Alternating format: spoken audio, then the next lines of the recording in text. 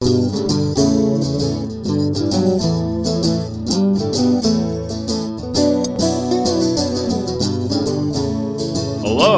and welcome to Vacation Station, hosted by Lisa and Nancy, editors of BigBlendMagazines.com.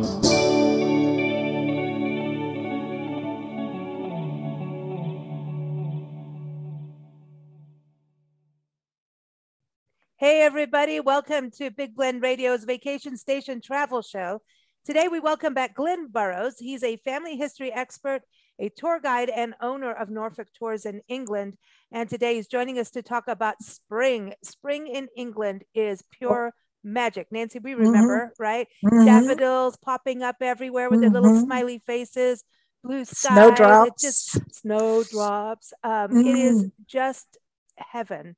You can read his story on blendradioandtv.com now. And we've talked about this before over the years, but it's always worth revisiting how magical it is. And I encourage you to go to Glynn's website. It is norfolk-tours.co.uk. So welcome back, Glynn. How are you doing?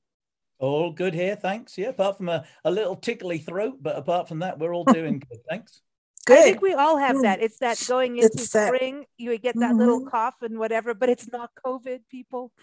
Yeah. It's not COVID. I just want to say that so people don't go, oh my gosh. But I think things are getting better in regards to travel and tourism. Yes. In fact, we're recording today from Lubbock, Texas. I don't know where we'll be when this airs. Washington State.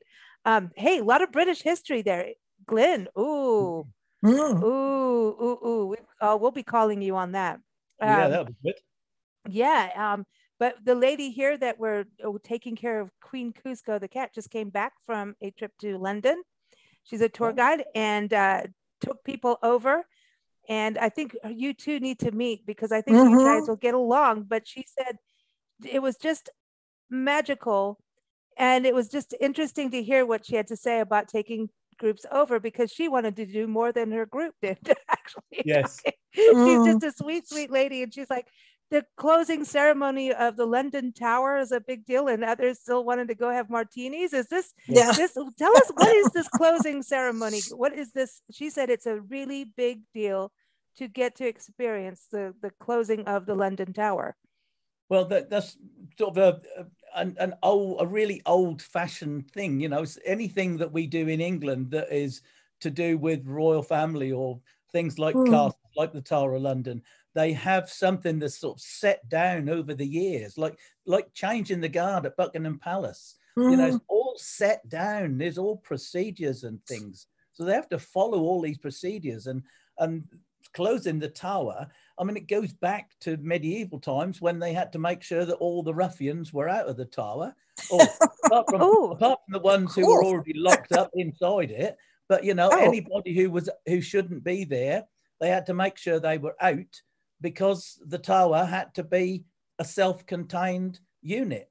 So you know, once you were in, you were in. And once you were out, you were out. Yeah. You know. So is it closing it like at the end of every day or at the end of a season? Every day? Every day, yeah, because they have to make sure that the tower is shut. And she says that you could see them turn the key. That was like a big deal. Yeah. I mean, there's only a few ways into the Tower of London, because if you look at it, it's all surrounded by a big wall and a moat, and on the other side is the river. You know, you can go through Traitor's Gate, which is the water gate. You can get into the Tower of London through the water gate, but you know, is Nixon hanging out there? Sorry, there aren't many places that you can get into the Tower of London. You know, so they shut it. So this is if you go to England, if you're able to get tickets, this is a big deal to actually see this. Oh wow. Yes, cool. Yeah, I mean, until I didn't know about this. There are so many little things that you can get to see. Like I say, like changing the guard, you know, like closing the tower, like there's loads of different things that happen during the day, every day. You know, it's like the when you're when the I can't think what they're called. You know, the men with the Busby hats. The Busby people. Oh, Now I can't remember it. The bobbies. Constables? No, those are the Anyway, police. they wear these great big hats and they're on their horses, and every so often they go up and down, and then they turn around again, and then they go back in their little hut. And yeah, and you can't make them talk to you. You can sit there and poke their nose. Oh, and no talking. No, the Royal Guard. No, why don't I remember now either? We got spring fever over here. No, but you know, it's such a, England is so magical in spring, and to go, I think this is, you know, every season when you go to these you got the historic church behind you, you got all these medieval ruins, but in spring, you put this in your article about seeing the wildflowers. We feel that way here in this country too. Like if you go through the desert Southwest, you'll get the earthworks like what you have, but it's mostly like adobes that are melted down into the soil. And then these wildflowers come out all around these historic ruins. And it reminds you that life is still there in a way, right? Well, it also makes you realize that, you know, those wildflowers are the descendants, if you want to go family history, they are the descendants of wildflowers that have probably been there for over 1,000 years. I mean, the church behind me is a Saxon church, so it's like 1,100, 1,200 years old. Wow. You know, it's got Roman bricks in it. You know, because nearby there was a Roman settlement, so when they built the church, they used some of the bricks from the Roman ruins to build the church. And that church is well over 1,000 years old, you know, Saxon. Yeah, we're just babies over here. Oh, God, yeah, we are. You know, we really are. Well, except for our Native American culture, you know, our Native American peoples, the originals, ones of the land. And when you get to go to some of their areas, you do feel it. You know, it's like there's a respect and you know, it's just it's special, and we do need to respect. And you know, you go to the Pueblos, like some of the Pueblos where they lived up in the caves, and I mean, Chaco Canyon, Nancy, with the ceremonial cliff dwellers. Yeah, it's kind of like the cliff dwellers. The indigenous Native American indigenous peoples. It's like Stonehenge. Like, how did they create these perfect circles back then? You know, it's neat. amazing. I mean, the church that I say behind me. You know, I mean, that like I say is Saxon, so it's been there for well over 1,000 years. Wow. And the ground that it sits in is a plot of land that hasn't changed over 1,000 years. So some of the hedge plants, some of the plants in the hedgerows are probably the descendants of plants that have been there well over 1,000 years old. That's amazing. And like you say, it is the feeling when you go to a place like that to know that it hasn't changed for 1,000 years. I mean, that little church is where I got married in. It's also where Diane was baptized. Diane was baptized in there. Diane's mum was baptized in there. Diane's granddad was baptized in there. Diane's great granny was baptized in there. Wow. And Diane's great grandmother and granddad were baptized and married there. So you know, once you go there, you have that feeling of continuation. You know, that feeling of belonging. You know? Did you and Diane know each other when you were kids? No, you didn't. We didn't meet till I was 20. Really? Like, you think about it, like, because you know, Norfolk's they're villages, so you would think, you might know each other from school. Diane went to the local school, but I passed the 11 plus that we had then, so I went to the grammar school, which was in another town. But Diane went to school with all of the people from my village. So I mean, she knew people that I knew. I mean, she used to know. She knew one of my cousins really well. You know. So does she know that we're talking about her right now? Yeah, does she know?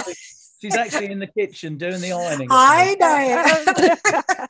We'll get her some scones. Diane is the queen of cheese scones. But you know, the one thing you put in your article, which I thought was interesting, you talk about this musical piece, the Dawn Chorus being played. Tell us about that, because is that something that's played in the castles? What?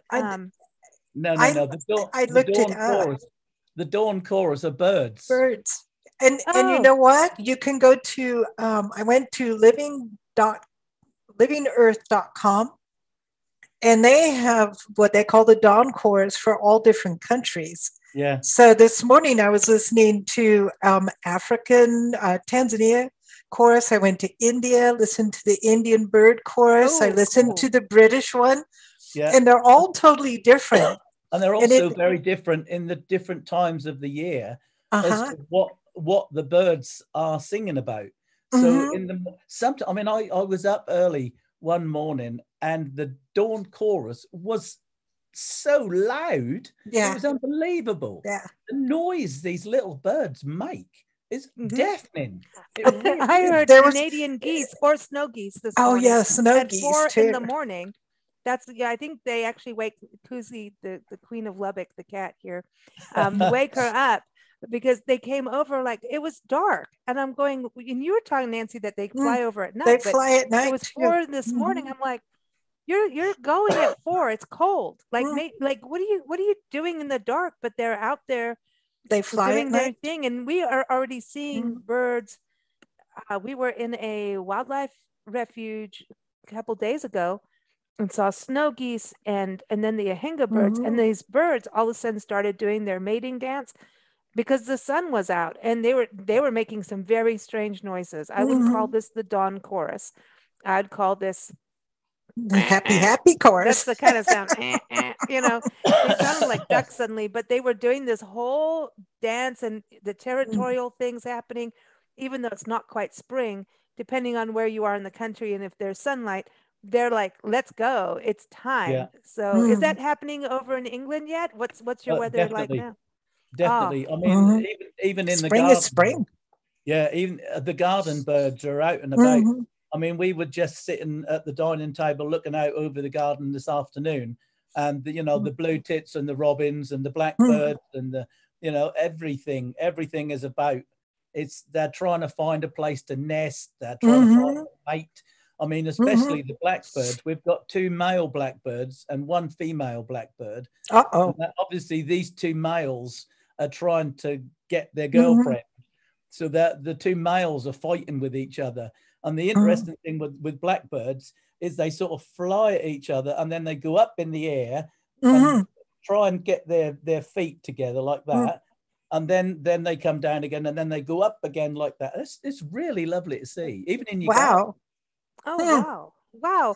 It's amazing. When you think about, this whole dance that they do, and now here we are on Match.com going, look at me. So you should just start jumping up in the air. And Yeah.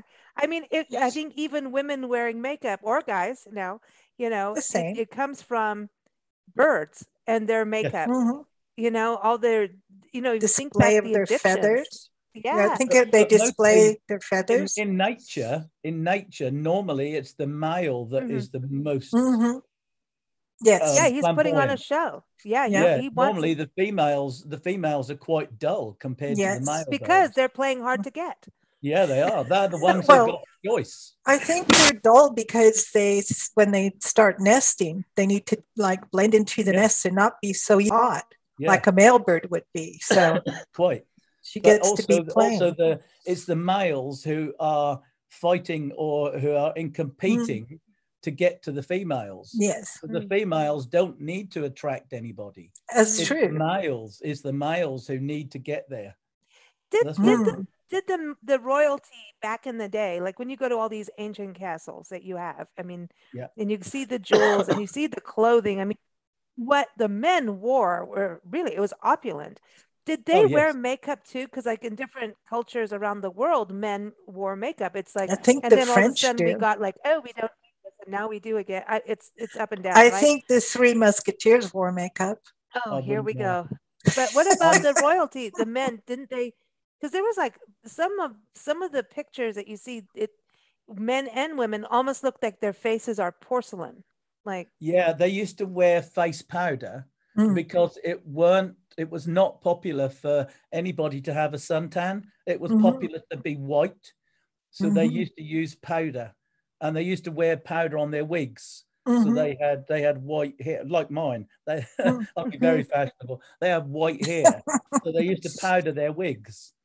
And, Oh, you know, wow. that was all about being, because in them days, you see, the poor people were the ones who had a suntan because they worked outside all They the worked time. outside. So the posh people, it was not popular to be suntanned because you were common if you were suntanned. So they needed to be white. That's Ooh, why I'd be in trouble. they always carried those little parasols and Yeah, umbrellas to keep out Oh, when the wow. women walked outside because they didn't want to tan. No, you don't want to be tanned because you were common if you had a tan. Apparently I'm common. Well, out here, you know, people like lie in the sun for hours to get a tan. I know, because you see, especially from England, if you had a tan, you know, in the sort of 60s and 70s, it meant that you could go abroad for your holidays, because, you know, they were the only people who had a tan, was the ones who went on holiday during the winter, because the normal Brits only got a tan in the summer. So if you had a tan in February, that meant you were rich because you'd gone on holiday. See, so now everybody wants a tan. Well, not anymore now, because it's all gone around again, isn't it? Yeah. Being tanned isn't that popular anymore. Yeah, because now everyone covers up. Yeah, it's skin Apparently cancer. I don't. I'm not. Yeah, well, I'm going to be in trouble one day. I know, because if I can be out there in the sun, I'm in there. I'm like, let's have it, you know. Sun and it's is not. magical. I know it's not good for you, but that's the thing I think that's so exciting about spring, is that the weather is always fluctuating. It's like fall or autumn. It's always changing, but that sunshine and that it's like a season of hope, you know. Yes. Yeah, I mean the spring weather is really good because you have beautiful sunshine, but it's not a powerful sunshine. So, you know, you still have to be wrapped up with your coat on, but the skies are absolutely amazing in the winter and in the spring. So you get the lovely days, and you get all these beautiful colors, you know, the greens and the yellows and the pinks, you know, and especially yellow in the springtime. You get so many yellow flowers, you know, your daffodils and your primroses. Daffodils. Yay. I know, they're gorgeous. But you know, awesome. You get the beautiful sunshine that really brings it all out and make it really vivid. It's really amazing. When we were back east, I was going to say, when we were back east, we had sunny days, and it was beautiful, and you'd stand out in the sun, and we were both standing out there in jackets, like, I can't feel the sun. It doesn't work.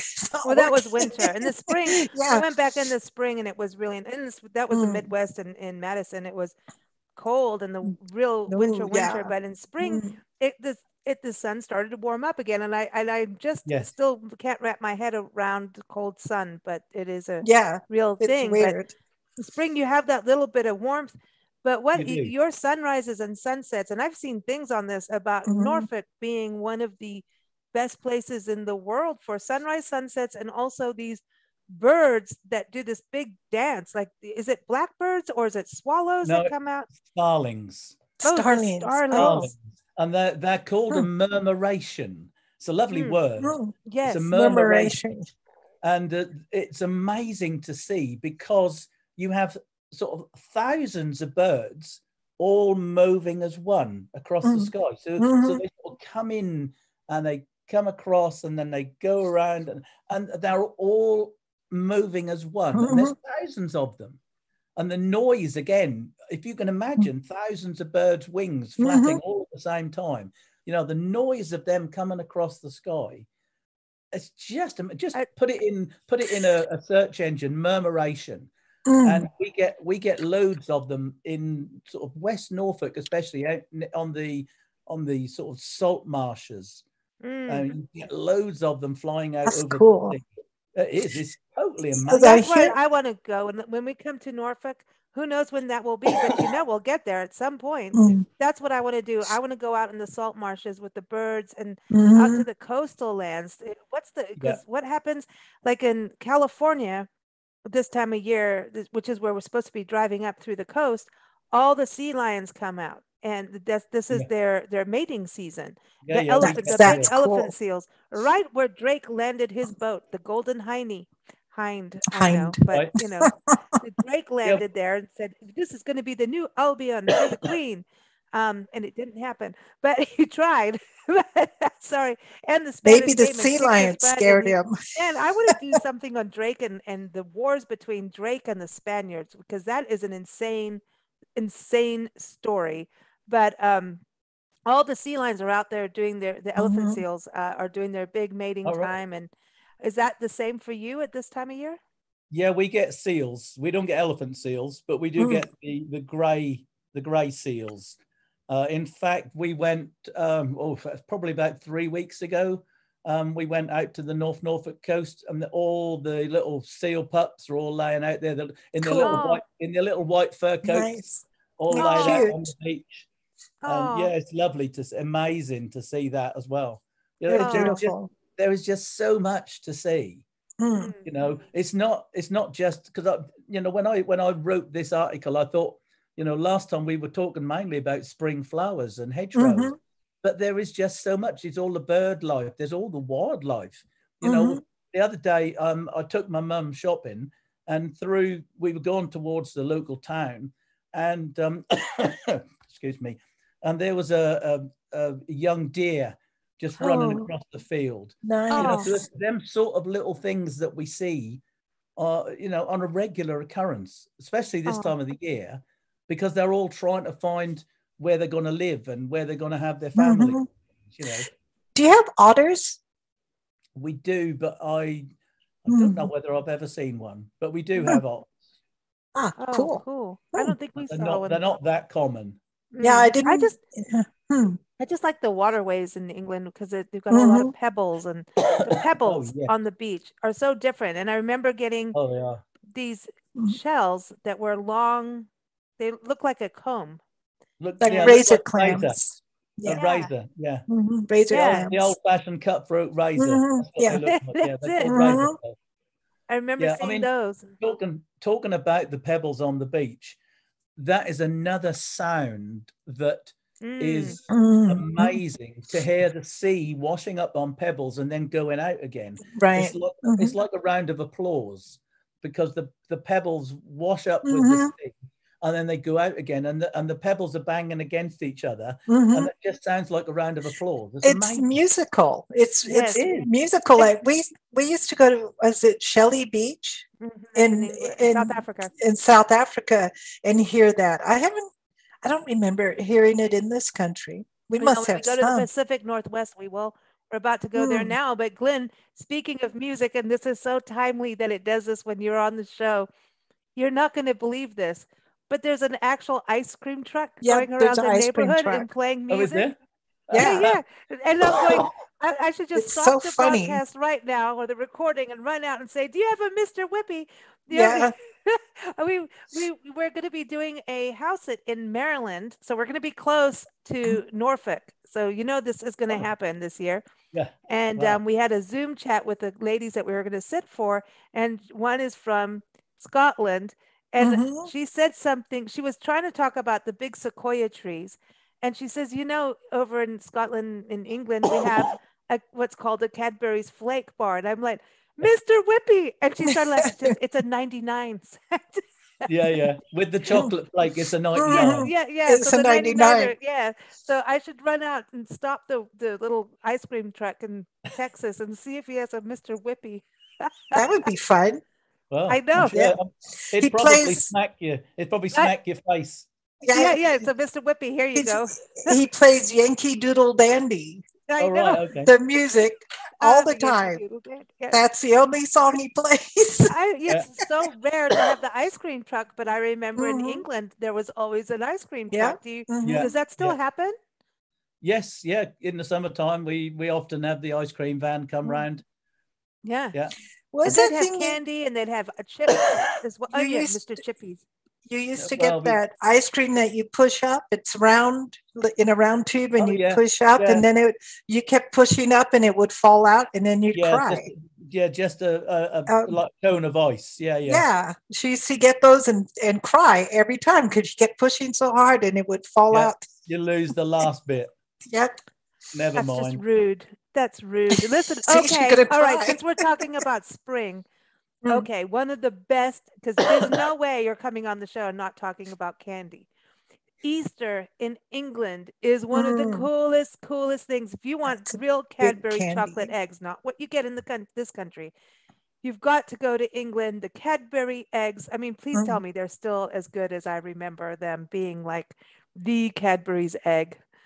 Well, I don't eat chocolate, but What? yes, they are really, really, really popular.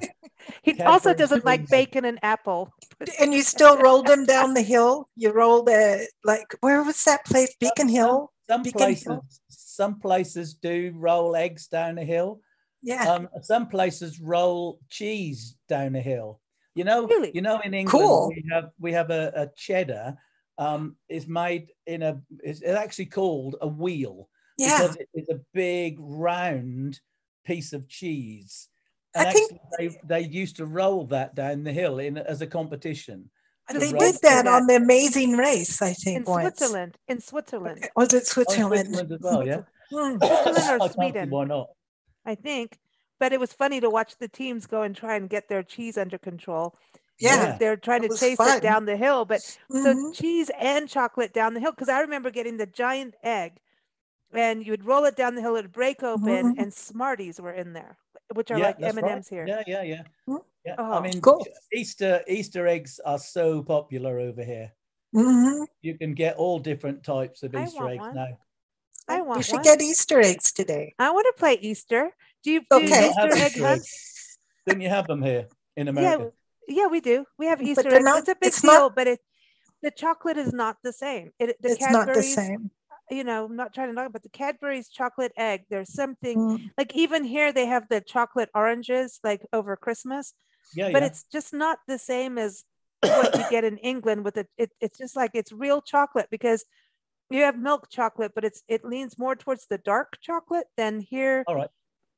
It's a milk chocolate watered down. If you're getting the regular run of the mill kind of candy, unless you go to get really upper end chocolate, right? So a chocolatier or a small, that's where you should go for that. And then you'll be happy. But once you've been to England for candy, sweets, chocolate, it's never the same. Like even salt and vinegar crisps. No, they've got them over here, but I'm sorry, not the same. Because there's a certain amount of grease attached. There's just a certain recipe that you cannot duplicate and go, oh, this is the salt and vinegar flavored. It's not the same. We used to get cheese and onion crisps, and you can't. Oh, do you have those? Now I'm hungry. Of course we do. Oh my gosh. The vinegar chips hurt the back of your throat here. Yeah, they do. It's a little bit too. I like them. It's good. It's good for your sinuses in the spring. Have a little bit of vinegar. It'll open you right out. It's good. I guess. Especially if you heat the vinegar up. Vinegar, if you heat it up a little bit, it really takes away all your sense of everything. You know what else it does? It actually gets rid of stains on your pans. Heated vinegar. Oh yeah, vinegar is good because it's acidic, obviously. Yeah. And also white vinegar is really good for cleaning windows. Yes, that's what I use. You use white vinegar for cleaning windows is really good. But you have to be very careful if your window has got that plastic around it. You have to be careful because it's acid. But white vinegar is good. You say you have a clean window, but it just fell out. It falls out. Yeah, that's beside the point. Yeah, really. Maybe we should do that around the car. We just drove through like all this ice. We did 4 hours of driving on fresh ice, snow that iced over. And it was scary, but it was still fun, because it's something different and new. And we got to our destination and we couldn't get out of the car because the car was all iced around. Oh dear. Yeah, we couldn't get out at all. Huge chunks of ice. I mean, it took 2 days for the ice to melt from underneath the car, that it gathered all this ice. Wow. And it had icicles. I mean, we were driving with icicles because I was laughing at other cars. Like, look at their icicles. What I didn't realize is they were getting icicles even as they were driving. And so we had to call the people we were going to see to come out and get us out of the car because we couldn't get out. So where are you now? In Lubbock, Texas. In Texas. Yes, we're on our way west. And so when this airs, we'll be in because you're always on the fourth Saturday, everyone. Glynn is always on the fourth Saturday on Big Glen Radio. We will be just arrived in Anacortes, Washington.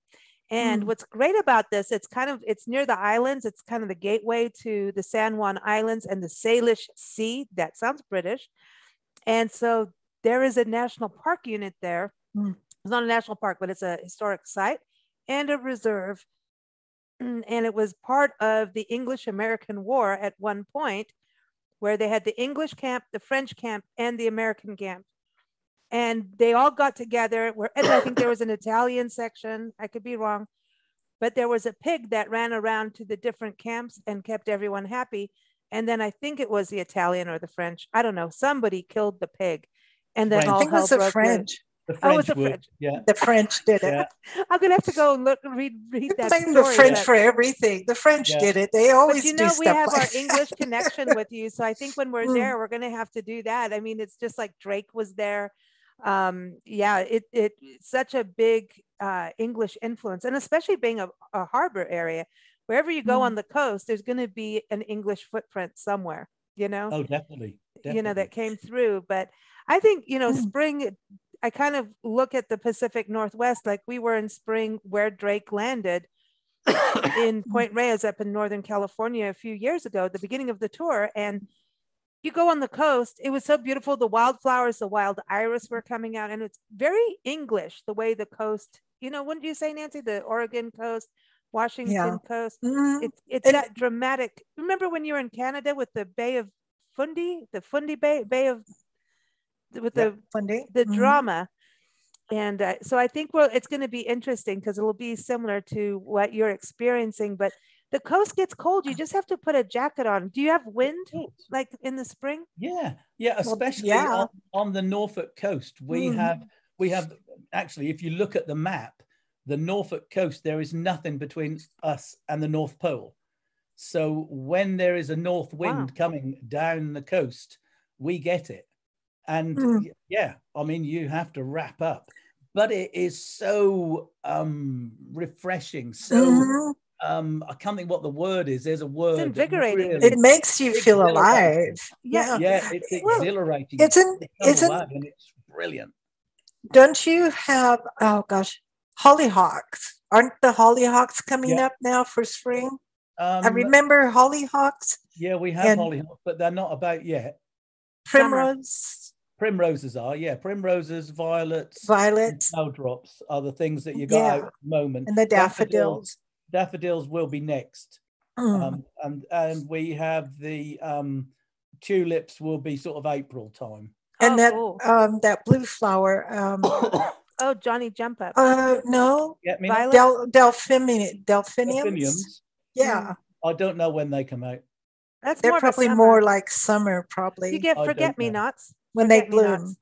Forget-me-nots, yeah, they're lovely. And then what about the orchards? Because I remember going and picking crab apples and blackberries in the summer, but the orchard areas have got to be beautiful in spring too. Well, the thing in spring, you see, you've then got all your apple trees and pear trees and plum trees all coming into bloom, you know, because that's all their flowers are coming out to get pollinated to turn into apples and pears and plums. So like you get the summer, fall. Apple blossom. The apple blossom is amazing. You know, all of the fruit trees do look totally amazing when they're all coming out. I can't wait for spring. They smell really good too. Well, orange. Okay, here's a weird, crazy thing about this. You know, in Central California, they're really known for citrus, and so is Florida. And if you go around the citrus, the orange groves in April or so, the scent is like jasmine. It's like honey. It's like your honey is, you know, all around you, and it's magical. But now in England, I remember marmalade. Again, if you want marmalade, you've got to go to the United Kingdom. Yeah. Marmalade is real. I'm sorry, I'm not knocking. It's America, really good too. It's good. This is where it came from, and I remember as a kid thinking, oh, it's so bitter compared to like strawberry jam, right? Of course, we all loved our strawberry jam. Yeah. Then as an adult, marmalade took over, and it's like coffee versus tea, you know. But I love marmalade, a good marmalade. So now I don't remember seeing citrus in England? No, Is we that don't mostly grow. imported? Yes, we don't grow citrus in England. Well, apart from, in greenhouses and things like that. Mhm. But it was all imported. All the oranges were imported.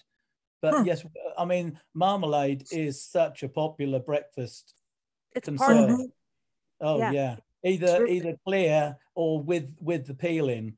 I mean, some people like it with the peel, and some people don't like it with the peel. I want the peel. So popular. It's With a really good muffin on or French crumpet. toast. Crumpet. French toast. Yeah, I mean, Really good on again, that. I don't eat it. I don't eat sweet things, so I don't eat marmalade or jam. But Diane loves even my little granddaughter. She loves marmalade. Ooh. Yeah, Whenever it's good. we have a piece of toast in the morning. When she comes over, we have a bowl of cereal, and then I have my piece of toast, and she has a piece of toast. And she normally just licks the marmalade off because she just loves it so much. She's like, I don't care about the bread. Okay, so wait a minute. So, okay, no sweet stuff for you. Now, what about Marmite? No, I don't like Marmite. Diane eats Marmite. Diane likes Marmite. I don't like Marmite. Diane's got amazing taste. This is really funny. When you ask somebody who knows what Marmite is, if they like it or not, there's always that face they make like,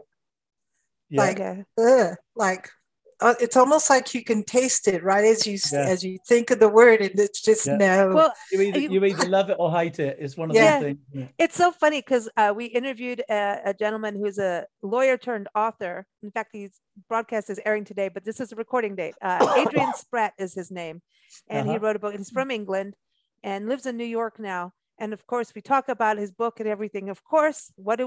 We end up talking about food in England, right? And so we got into this. We talked, and he turned us onto a website that sells all the British goodies. And he says, I don't know if I should share this with you because it's dangerous. And as soon as I went on there, and I'm like, everything, it's there. So I email him back, and I'm like, well, and one of the people we're meeting up in the Pacific Northwest is she has an English shop, and I'm like, Marmite is in my future. So I emailed him that his interview is coming out, and I said, Marmite is in my future. And then his publicist gets in on this, Ellen, and she's like, okay, what is this Marmite? I said, and he's like, he emailed me, he says, no one likes Marmite. It's terrible. If you've never had it, I advise you not to eat it. The only person I know who likes it is my father. And I'm like, I love Marmite. And he goes, no. And so now she wants to know about Marmite. So I'm like, how do I explain Marmite? So I said it was molasses without the molasses taste, but salty and greasy kind of, It's like bouillon cubes turned into a syrup. That's what it tastes like. It's yeast extract. Yeast extract. Yeah. And so she was just like, well, this sounds like something I would like. And he's like, no. And I'm like, yes. And you have it for breakfast on your toast. You can make it into soup. And she's like, okay, I want Marmite now. So she's it's good to cook with. I used to use it all the time. Yeah, well, you see, in England we use Bovril, which is I love Bovril. A beef extract. See, I like Bovril because it's a beef extract. But I just don't like Marmite. I know you one don't time like Vegemite. No, Diane said to me, would you make me a piece of toast with Marmite on? Well, I spread the Marmite on as if it was jam. And I got wrong because you don't have that thick. You just have a tiny little bit. Just a little spread goes a long way. And it's I did. Salty. I spread it on like jam, you see. Oh my. Yeah. It's like Nutella. Yeah, she had to go back and scrape it all off again. Well, then you just have to have a second piece of toast. And put some cheese on it, cheddar cheese and Marmite sandwiches. I love, so this is spring in England, everybody, because we always get off track. Yeah, really, Marmite may not be your thing, or Bovril. Bovril's good. We had Frey Bentos in South Africa, which was also, I think, more beef flavored, but nothing's the same as Marmite. Nobody has this. It's Marmite. Spread it on a slice of pineapple. Oh no! You just totally doing that to mess with. I'm just going to go back to the bacon and apples. Yeah, it's just wrong. I told you about that one bed and breakfast that had made an omelet so and funny. sliced up cubes of apple and put bacon in the omelet. Oh And my the apple gosh. was cold, and she's no longer It in was, business, so I can talk about this. But it was it probably was raw. one of the It's worst not like breakfasts. she didn't cook the apples. She just chopped up a raw apple and put it in the omelet. And, oh It my wasn't gosh. very good. No. There you go. Yeah, some people like it. You have apple sauce with pork, so why not? But not Well, Yeah, me. but that's more of a sauce, not big cubes of apple Not in. chunks of it, no. Well, there you go. It's like a chunky egg. I know, but and we ate it. And we survived, so it didn't kill We us ate or it. anything. You got to be Yeah. polite. Yes. So We now had to be polite. I'm going to get us back on track. Oh, Okay. good. So when people, I'm trying. I know it's funny. We always try, but in England, when people come and go on a tour with you for spring, you've got Yeah. all these wonderful natural and historic sites to experience. Yep. Cathedrals. Aren't you the city of cathedrals? Norfolk. Norwich has got more churches than any other city north of the Alps. Amazing. Wow. And Yeah, so there's over 50 medieval churches in the city of Norwich itself. wow. Wow. So when Which is people are looking to connect with their family history, there's a very good likely connection that could happen there, depending of their ethnicity and culture and what their family has been up to. But I mean, and also because you're a coastal area as well, then Yes. that's another thing. A lot of people left England via the East Coast ports because it's only recently, and I say recently, over the last 150 odd years, that the West Coast ports like Liverpool came into their own. So if you left England in the 17th century, you more than likely left from either Norfolk or Suffolk. So you probably left from sort of Ipswich or Great Yarmouth, because that would be the place that you would go from. There you would go across to Holland, which was another stopping off point to pick up your bits and pieces, and then you would come along the coast. You may just drop into Plymouth before you actually took your way across the Atlantic. But most people would have come from the East Coast and then just drop off at Plymouth to pick up your last little bits of like fresh water and fresh meat. But a lot of people came from the East Coast, which is quite strange, really, when you think about it. That's what happens. So when they come over to see you and you take them around, I know there's a lot of bed and breakfast for them to stay in, Yes. but there's what about if families come over? Because I know it's even just with us doing all this pet setting as we travel the country, a lot of people are going to England and it's like, we're doing our family history and we're doing this and that. And it's all ages. Are you seeing clients stay in like vacation kind of rentals and things like that, or bed and breakfast? Is it, because what we're seeing in this country is regardless the age, unless it's a business kind of thing or something that you're just traveling through, not really spending time to do something, they're staying in bed and breakfast and vacation rentals because they want something very unique and connected to where they are. And some people doing the vacation rentals because they, want to kind of feel more like they're living there. Yeah. I mean, in England, we call those sort of places self-catering. So you can have a self-catering unit. Now, you can have them on a park, so you have a whole load of self-catering units on a holiday park. So you've got lots of different things going on, or you can have your self-catering unit in a house. So, I mean, for instance, if you want to go self-catering with a young family, for instance, you could have a little cottage in the middle of a village, just a normal everyday little cottage in the middle of a village. So you've got your cottage, you've got the bedrooms and the kitchen, and you could do all your own cooking. You've got a garden where the children can play in. You can either self-drive, or if you wanted to use somebody like me, then, I could pick you up from the airport, drop you off at your cottage, stop off at a shops, so you got all your bits and pieces, and then come and pick you up and take you out every day. Or you could do your own self-drive. So you pick a car up at the airport, drive to your cottage, and then do what you like while you're out here.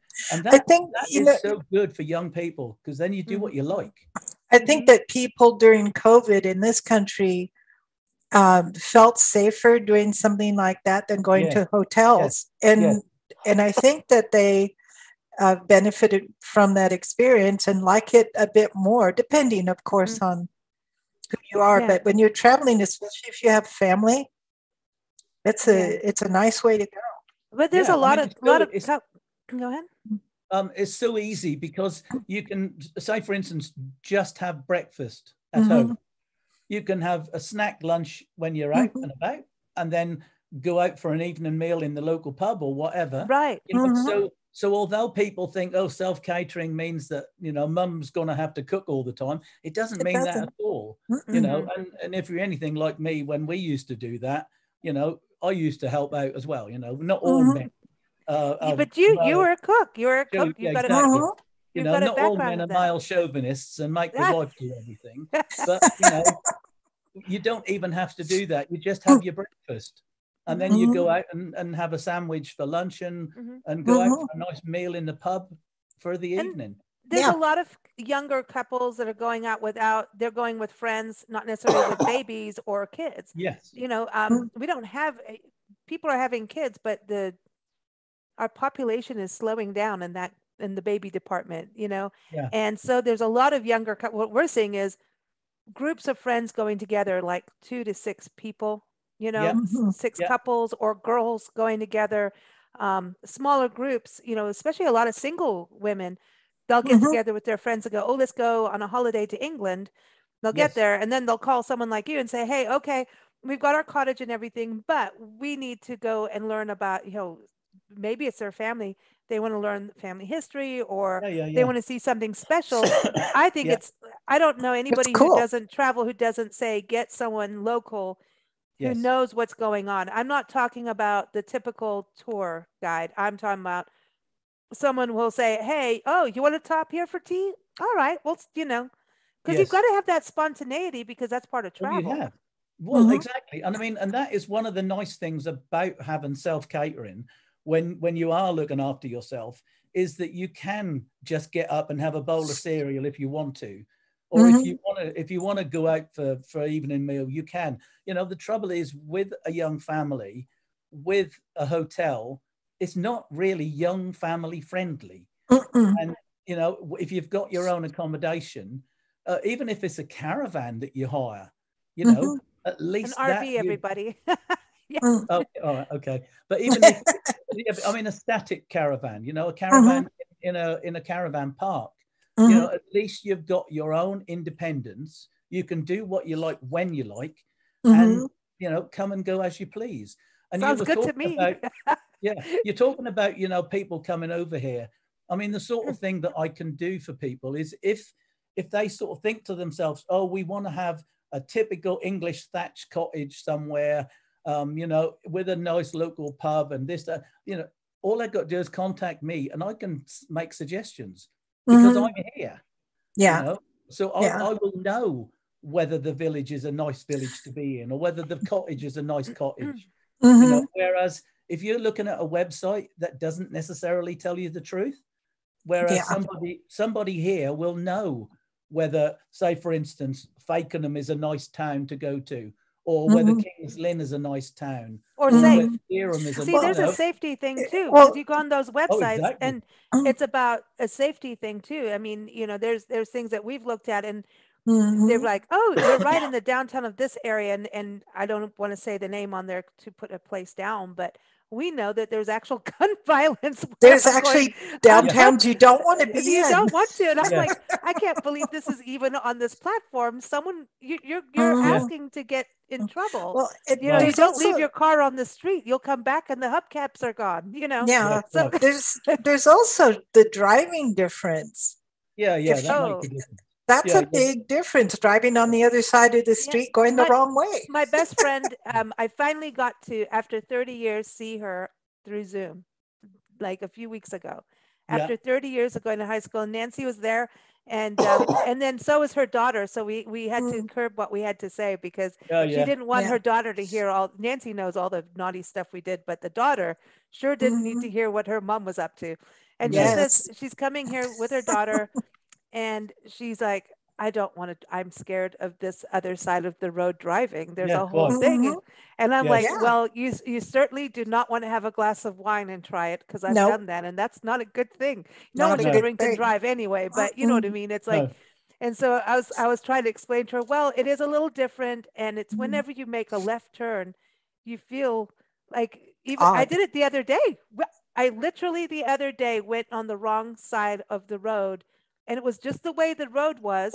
And it's probably because I talked to Melissa that my brain kind of shifted back to where, I don't know, but your brain. Well, that was a weird intersection. It was a weird intersection. I'm looking at this and she's looking at me and I'm going, I don't know.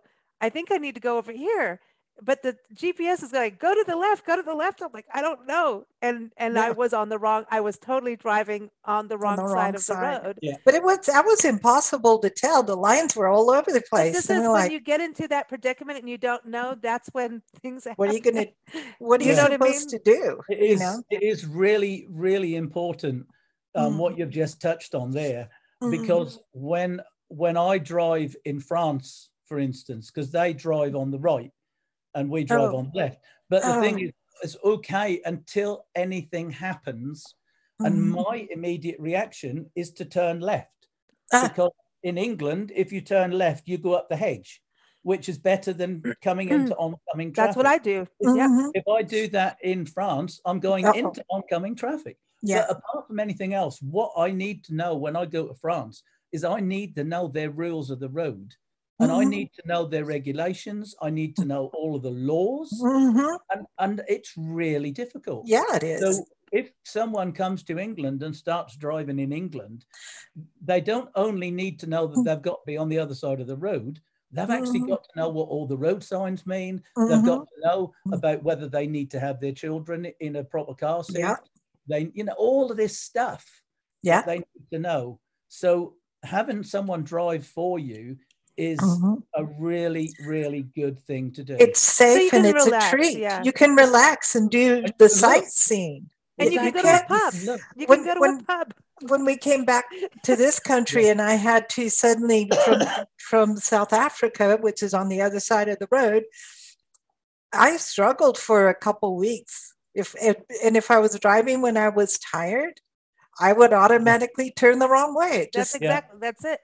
When you're tired, or if you go to the pub, or if you any of those things, or something happens, you go back. And it took me a while too, even just walking.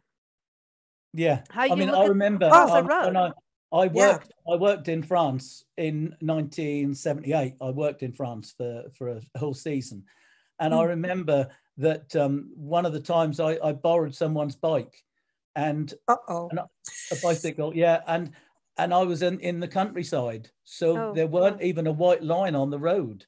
And I found myself on the wrong side of the road because it's just normal. Yeah. My head was in England, but my bicycle was in France. So. That's funny. That sounds like a good title to a book. My head was in England, but my bicycle was in France. That sounds like a good title of a book or a song. I'll put a little copyright against that. Yeah, really, you better. You know how people steal things, right? It could be a good song. Could be a good song title. It could be a good song. I like that. Well, it sounds, and you know what? Cycling is another thing. A lot of people, that's growing really big in this country is to cycle. And in spring, who doesn't want to? Well, now you don't want to see Nancy on a bicycle. Maybe Nancy. It's a dangerous thing, let's just say. But it looks quite lovely to go. To me, go walking. One thing is you actually want out of the car. In spring, you should be out walking or cycling.